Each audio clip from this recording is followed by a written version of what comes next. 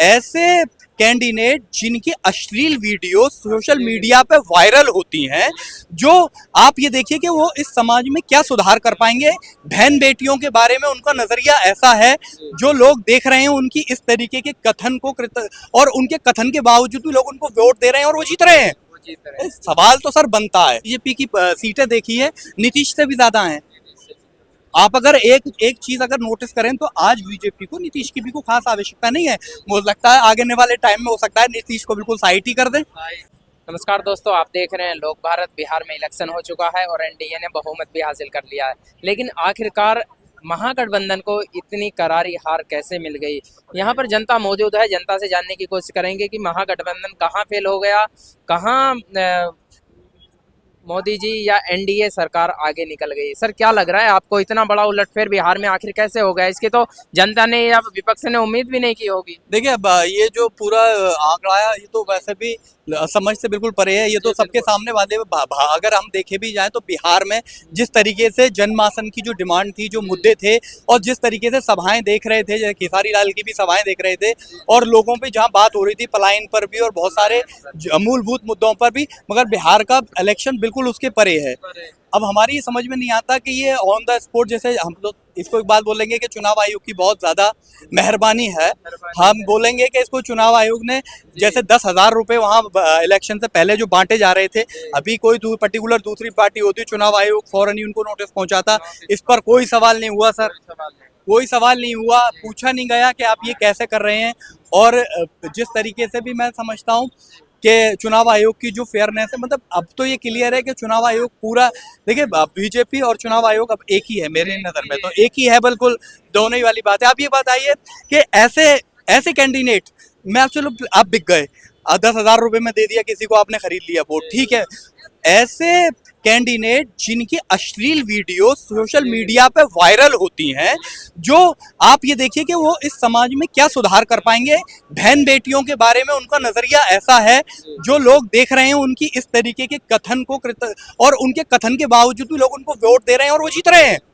सवाल तो सर बनता है, पूछा भी जाएगा। अब वो बात अलग है कि आप उस चीज को डिनाई कर दें या उसको बोलें, मगर ये सवाल बनता है। मैं फेयरनेस वाली बात नहीं करूंगा कि चलो एक बार करिए, जिनके कैरेक्टर फेयर हैं, जैसे मैथिली ठाकुर, जिनकी एज कुछ भी नहीं है, उनके आगे बहुत एक्सपीरियंस होल्डर थे। चलिए, वो एक युवा हैं, समझ भी सकता हूँ लोगों को, उनको चलो पहली बार फेमस हैं, चलो क्या। मगर ये बात बताइए, जिस कैंडिडेट पर एलिगेशन थे इतने बड़े बड़े, और वो इतनी आसानी से जीत गया, लोगों ने वोट देते में ये पूछा नहीं कि जिसका हाल ये रहा है ये आगे चल के क्या करेगा। तो सर सवाल तो बनता है। तो सर, जैसे और पार्टी थी, जन स्वराज पार्टी थी, या इसके अलावा कांग्रेस बहुत सीमित पार्टियों पर रहेगी, आरजेडी जिसका इतना बोलबाला था वो भी बिल्कुल सिमट कर रह गई है। सर ये ही चौंकाने वाले आंकड़े हैं कि आरजेडी, बाकी और भी दूसरी पार्टी है, मतलब ऐसे कैसे हो सकता है? मतलब इतना तो नहीं हो सकता है ना सर। मूलभूत वहाँ की पार्टी है। आप बीजेपी की सीटें देखिए, नीतीश से भी ज्यादा हैं। आप अगर एक एक चीज अगर नोटिस करें तो आज बीजेपी को नीतीश की भी कोई खास आवश्यकता नहीं है। मुझे लगता है आगे वाले टाइम में हो सकता है नीतीश को बिल्कुल साइड ही कर दें, बिल्कुल साइड ही कर दें। बीजेपी की क्या आवश्यकता है भाई? आप देखिए कितना बढ़ के उनकी सीटें आई हैं, और इतना आसान, मतलब जहां जो मूल नेता हैं वहां के, जो इतनी बड़ी पार्टी हैं, जो 20 साल 10 साल से वहां राज कर रहे हैं, मतलब उनकी पॉपुलैरिटी इतनी हल्की पड़ गई कि बीजेपी उतनी ज्यादा वोट वहां पर ले आई। तो सवाल तो बनता है सर। एक चीज और सामने आ रही है। एक पार्टी है जो अभी नए वहाँ पे बिहार में अपने ये कह लीजिए दमखम दिखा रही है, एमआईएम यानी असदुद्दीन ओवैसी की पार्टी। उन्होंने आरोप लगाया है कि कांग्रेस ने हमारी वोट काट ली है, नहीं तो हमारे विरोध और विधायक भी आ सकते थे। इस पे क्या कहोगे? हो सकता है शायद कांग्रेस ने काट लिया और ओवैसी शायद वहाँ के मुख्यमंत्री बन जाते। जी, देखिए, मैं जहां तक समझता हूँ ओवैसी की बात, मैं समझता हूँ कि ओवैसी जो करते हैं फिजूल बकवास करते हैं, उनका कोई काम नहीं है, और बिहार में भी वो कुछ नहीं कर पाएंगे। उनका काम ये होता है, मुझे समझ नहीं आता कि एक बैरिस्टर नेता होने के बावजूद भी वो क्या साबित करना चाहते हैं, और आखिर वो किस कम्युनिटी के नेता हैं, किन के नेता हैं और किनको रिप्रेजेंट कर रहे हैं और वो किसके लिए क्या करना चाहते हैं। मैं ओवैसी की जितनी भी आइडियोलॉजी है सबका खंडन करता हूँ, मैं उनसे बिल्कुल भी किसी भी चीज़ से रिलेटेड नहीं करता, मुझे उनकी समझ नहीं आता बिल्कुल भी। अब वो छः सीट लेकर आए, उन्होंने करीबन 27-28 सीटों का आरजेडी का नुकसान किया। सर आप 6 लेकर आए और 27 सीटों का नुकसान किया।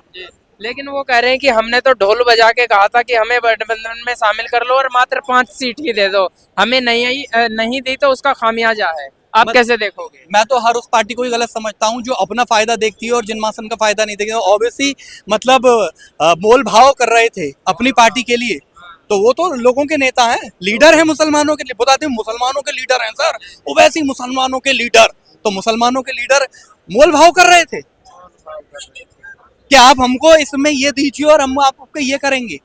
मैं समझता हूँ कि सिवाय वो नुकसान के और कुछ नहीं कर सकते हैं। और देखिए उस वहां पर बिहार में कांग्रेस का कोई लेना देना था भी नहीं, कांग्रेस वहां पर देखिए महागठबंधन में शामिल थी, मगर मूलभूत जो इलेक्शन था आरजेडी से था, और जो वहाँ की मूल जो निर्दलीय हैं और जो वहाँ के दूसरी पार्टी है वहाँ का जो बिहार के मूलभूत लोग हैं, कांग्रेस का उसमें उतना बड़ा योगदान नहीं है, आरजेडी का है। तो मैं तो खैर ओवैसी की इस बात से नहीं पूरा एग्री करता कि उन्होंने ये जो बोला है कि भाजपा कांग्रेस ने मेरा नुकसान किया है, तो नुकसान उनको ये एलिगेशन आरजेडी पे लगाना चाहिए।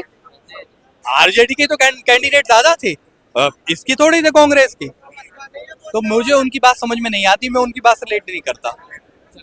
देखिए यहाँ पे जो भाई ने बात रखी है, किस तरह की बात रखी है कि बिल्कुल चुनाव के नतीजे जो हैं वो बिल्कुल परे हैं और हर बार की तरह फिर एक बार एनडीए सरकार वहां पर बनती नजर आ रही है। आपको क्या लगता है? कमेंट बॉक्स में जरूर बताइए और देखते रहिए लोक भारत।